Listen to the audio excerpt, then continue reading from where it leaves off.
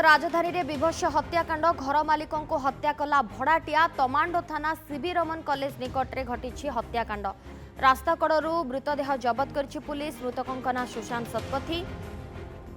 रक्ताक्त अवस्था मृतदेह जबत कर तमांडो थाना पुलिस तेज हत्याकांडर कारण अस्पष्ट होना। अधिक सूचना पाई मानस महापात्र आम सहित फोन लाइन रे जोड़ी रिपोर्टर मानस क्यों परिस्थिति रे ये हत्याकांड घटी कौन अधिक सूचना आपण पाखरे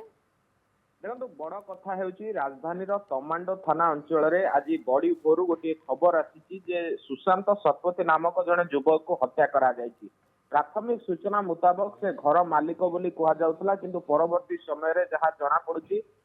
तांकर रिलेशन कौन जदियो स्पष्ट हैनी। बर्तमान तमांडो पुलिस सेठारे पहुंची एवं दुई जण जाक काली गोटे जगार शोइथिले एवं शोइबा परे तांको अतर्कित आक्रमण करा जायछि जहाँ कहा जाउछि बा जो माने पाख पड़ोशी अछंती सेमाने कहउछंती निकट जो जगार सेमाने शोइथिले गोटे साबळ सेठारे पड़ितला तेणु साबळ साहाय्य रे अन्य जणे तांको एमती पिटिकी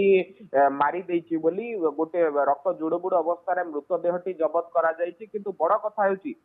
जे अभियुक्त रही अभियुक्त को काबू कर तमांडो थाना पुलिस एवं जो लोकेशन रही CV Raman college back side बा जो रेतंग रोड रही घटना घटी बेले अभियुक्त को काबू करा जायछि। खूब शीघ्र ए नहीं कि प्रेसमिट करें पुलिस एवं कहुए जे प्रकृत कौन पाई एमती गोटे घटना घटिला एवं जदि गोटे घरे दुई जण रोते तेबे कहीं एभली विभत्स मर्डर है किंतु अन्य पक्षरे देखिए जे पूरा घटनाक्रम रे तृतीय लोकर सहायता निया जाय नाही बोली स्पष्ट करिसंती जे तमांडो थानार आईआईसी अछंती सुब्रत मेहर तांकर कहवा कथा होछि जे दुई जनक भितरे पूर्व शत्रुतार सूचना मिलुछि जेहेतु वर्तमान अभियुक्त को कौनसी प्रकार पचराउचरा करा जाय नाही एवं प्राथमिक तदंत चली मृतदेह से घटनास्थल में पड़ी रही आवश्यक स्थल साइंटिफिक टीम घटनास्थल को जाइपारे एवं मृतदेह को